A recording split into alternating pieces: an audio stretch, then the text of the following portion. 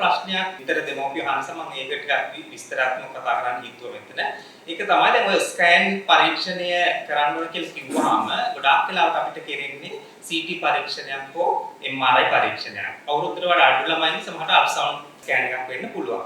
ඉතින් ඔය මොන පරීක්ෂණය කරා මොලේ තියෙන පිළිකා තත්ත්වයක් හරියටම අඳුර ගන්න. ඒ වගේම මේකට මොකද්ද කරන්න ඕනේ කියන එක තීරණය කරන්න අනිවාර්යෙන් MRI ස්කෑන් එකක් කරන්නම ඕනේ. හැබැයි ඒකෙන් කියන්නේ නෑ ඔය රෝග ලක්ෂණ තියෙන හැමෝම MRI ස්කෑන් කරන්න ඕන කියන එක. එහෙම කරන්නත් බෑ.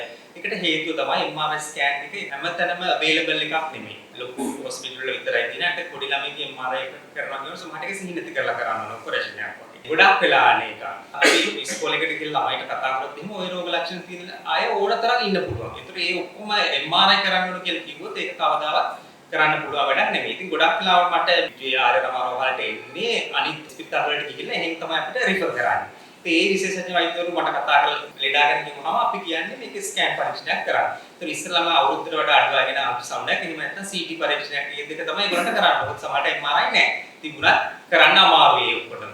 ඉතින් ඒ වෙලාවට ඒගොල්ලන් කතා කරලා ආපහු මට කියන්න තමයි අම්මයි තාත්තයි කැමති නැහැ CT පරීක්ෂණයක් කරන්න. MRIම කරන්න ඕනේ කියනවා.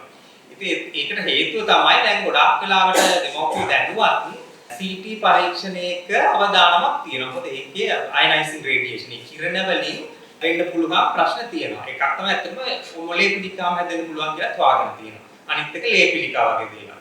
හැබැයි එක CT ස්කෑන් එකක් කරාට පස්සේ ඒක නිසාම පිළිකාවක් හැදුනායි කියලා ලෝකෙ කොහෙවත් හොයාගෙන නැහැ. ඒ අවදානම තියෙන්නේ මේක රිපීටඩ්ලි එක්ස්පෝස් වුණාම ගොඩාක් කාලයක් අයනයිසික් රේඩියේෂන් වලට අහු වුණාම ඒ වගේ අවදානමක් තියෙනවා. ඒකෙන් කියන්නේ එක CT ස්කෑන් එකක් කරාම මොලේ පිළිකාවක් හෝ වෙන පිළිකාවක් හැදෙනවා කියන එක.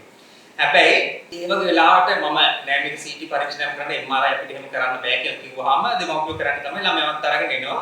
channel appointment එකක් දාලා හම්බ වෙන්න මේක ඒගොල්ලන්ට සල්ලි දීලා එළියෙන් හරි කරගන්න ඕනේ CT කරන්න කැමති නෑ නේද. ඒ වගේ වෙලාවට ගොඩක් වෙලාවට කරගන්න කියලා ලියලා දෙනවා. මොකද හේතුව තමයි MRI එක තමයි හොඳම පරීක්ෂණය.